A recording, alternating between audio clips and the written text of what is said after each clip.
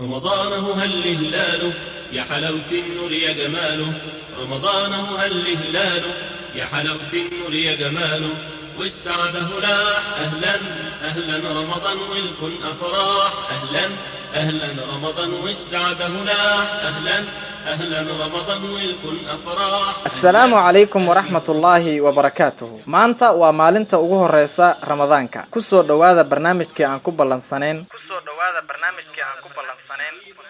ee fahamyada qaldan ee laga fahmay diinta Islaamka. Ramadaan Kariim, Ramadaan Kariim. kan ugu horeeya waxyaabaha qaldan ee laga fahmay Islaamka. nambarka koobaad ee liiska waa ereyga jihaad. maanta jihaad waa ereyga ugu badan ee si qaldan looga fahmay Islaamka. xitaa muslimiinta kuwa kamida ayaa xumeynaya fahamka jihaadka. kaliya maahan dadka aan muslimiinta ahayn. dadka aan muslimiinta ahayn iyo kuwa badan oo muslimiinta kamida waxay aaminsan yihiin in jihaadka laga wado dagaal kasta ee uu sameeyo muslim kasta, sabab kasta ha u sameeyo, ha ahaato awood, ha ahaato khayraad, ha ahaato dhul, ha ahaato luqad. dagaal kasta ee uu kiciyo qof kastoo muslima, sabab kasta ha ahaatee waxaa lagu magacaabayaa jihaad. jihaad macnihiisu maahan dagaal kasta ee uu kiciyo qof muslima, sabab kasta uu kiciyo, ha ahaato maal, ha ahaato awood, ha ahaato wadan, ha ahaato luqad. jihaad waa kelimo carabiya, asalkeeduna ka yimid jahada, taasoo micnaheedu tahay dadaal iyo halgan. asaas ahaan ereyga jihaad macnihiisu waa dadaal iyo halgan. jihaad diinta Islaamka waa ku dadaalida iyo ka hortaga sharta ku sugan nafta. sidoo kale macnihiisa waxaa ka mid ah dadaal iyo halgan loo galo hagaajinta bulshada. sidoo kale jihaad macnihiisa waxaa ka mid ah oo kale la dagaalanka cadaadiska. waxaa ka mid ah difaacidda nafta marka la joogo saaxadda dagaalka. asaas ahaan haddaba macnaha jihaad waa dadaal iyo halgan. tusaale ahaan, haddii arday uu halgamo dadaalkiisana uu ku bixiyo si uu ugu baaso imtixaanka, waxaan ku dhahaynaa luqadda carabiga inna haada taalib yujaahid. ardaygani wuu halgamayaa. dad badan waxay aaminsan yihiin jihaadka inay sameeyaan muslimiinta oo kaliya. waxaa jira aayado badan oo quraan ka mid ah kuwa oo inoo sheegaya xitaa dadka aan muslimiinta ahayn inay sameeyaan jihaad. quraanku wuxuu ku leeyahay suuratul luqmaan suurada 31 aayada 14, waxaan u dardaaranay dadka labadiisa waalid, waa ay siday hooyadii iyadoo tabardarri kalena ku sugan. markii aayadahan lagu amaanay labada waalid, gaar ahaan hooyo, aayadu waa ay sii socotaa. suuratul luqmaan suurada 31 aayada 15 waxay leedahay, haddii ay kugula jihaadaan oo ay kugula dadaalaan, yacni labadaada waalid, inaad aniga shirki ii sameeydo, yacni wax ila wadaajiso aniga iga soo haray oo aadan cilmi u lahayn, ha ku adeecin. kulana saaxiib oo kula noolow adduunyada dhexdeeda si fiican. quraanku halkan wuxuu uga hadlayaa waalidiinta aan muslimiinta ahayn inay jihaadayaan oo ay dadaalayaan si ay ilmahooda uga dhigaan kuwa sameynaya shirki, yacni ay caabudaan wax ka soo haray Allah.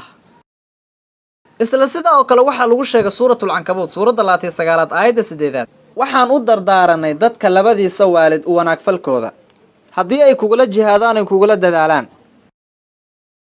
inaad aniga shirki ii sameeydo, yacni aad wax ila wadaajido aniga iga soo haray oo aadanna aqoon u lahayn, ha ku adeecin. halkan quraanku wuxuu uga hadlayaa jihaadka iyo dadaalka waalidiinta aan muslimiinta ahayn. waxaa jira tusaalayaal badan oo quraanka ka mid ah oo ka hadlaysa jihaadka dadka aan muslimiinta ahayn. luqadda carabiga noocan jihaadka waxaa lagu yiraahdaa jihaad fi sabiili shaydaan, jihaad wadada shaydaanka ah. waxaa nagu waajiba anaga ka muslimiin ahaan inaan sameyno waa jihaad fi sabiilillah, dadaal lagu dadaalo wadada alle. marka la sheego ereyga jihaad keligii, waxaa loo fahmayaa diinta Islaamka inay tahay jihaad fi sabiilillah, halgan lagu halgamo wadada alle. dad badan oo muslimiin ahayn marka lagu daro kuwaasi sheeganaya kuna andacoonaya inay yihiin culamo muslimiina, waxay u tarjumayaan ereyga jihaadka inuu yahay the holy war. holy war markaan u tarjumayno luqadda carabiga waa xarbun muqaddasa. haddaad akhriso quraanka, haddaad akhriso axaadiista, lama helayo aayad ka mid ah quraanka, mana la helayo xadiis ka mid ah axaadiista kuwaasi oo sheegaya xarbun muqaddasa. lama helayo ereyga xarbun muqaddasa, dagaal muqaddas ah quraanka walaa xadiidka lagama helayo. sidii aan iriba macnaha jihaad waa dadaal iyo halgan. mid ka mid a noocyada jihaadka sidoo kale waa qitaal fii sabiilillaah, halgamid lagu halgamo waddada allah. balse jihaad macnihiisu maahan si asaasiya dagaal. nooc ka mid a noocyada jihaadka, noocyo badanaa jira. jihaadka nafta waxaa noocyadaasi ka mid a halgamid lagu halgamo waddada alle subxaanahu wa tacaala iyadoo la difaacayo nafta. haddii aan fiirino taariikhda nebi maxamed sala allahu calayhi wasalam, 13 sano ee ugu horreysay ee lasoo saaray wuxuu ku noolaa magaalada Maka. waxaa jira aayado badan oo markaasi loo waxyooday, waa dhammaan suuradaha Maka kusoo degay. marar badan ereyga jihaad aayadahaasi ayaa lagu sheegay. muslimiintuna markaasi wax dagaala ma aysan samayn, dagaal jirka ah unbuu ahaa. balse markay u hijroodeen magaalada Madiina, markaasi ayaa dagaaladu bilowdeen. iyadoo arrintaa jirto, ereyga jihaad waxaad ka helaysaa aayado badan oo qur-aanka ka mid ah oo kusoo degay magaalada Maka. tusaalayaal badan ayaan ku siinayaa. tusaale ahaan qur-aanku wuxuu ku leeyahay suuratul cankabuut suuradda 29aad aayadda 69aad, kuwa ku jihaadaya ee kuna halgamaya waddadeenna, yacnii waddada alle subxaanahu wa tacaala, waxaan ku hanuuninaynaa jidkanaga. markay aayaddan soo degtay wax dagaala ma jirin xilligaas. qur-aanku wuxuu ku leeyahay suuratul furqaan suuradda 25aad aayadda 12, ha adeecin kuwa gaalada ah ee ku kufriyay allah, balse kula jihaad qur-aanka jihaad weyn. taa macnaheedu waxaa weeye inaad qur-aanka kula jihaadayso. jihaad qur-aanka dhexdiisa waa in lagu dadaalo sidii loo gaarsiin lahaa fariinta alle dadka. waxaad aaminsan tahay inaad qur-aanka kula dagaalamayso. haddaba waxaan ka ogaanaynaa halkan fahamkan qaldan ee laga fahmay ereyga jihaad, sababtiisa waxaa iska leh warbaahinta. mushkiladda iyo dhibaatada jirta ma ahayn ereygan jihaad xilliyadii hore. 11 Sebtembar kadib waxay noqotay tan liiska ugu sarreeya, nambarka 1.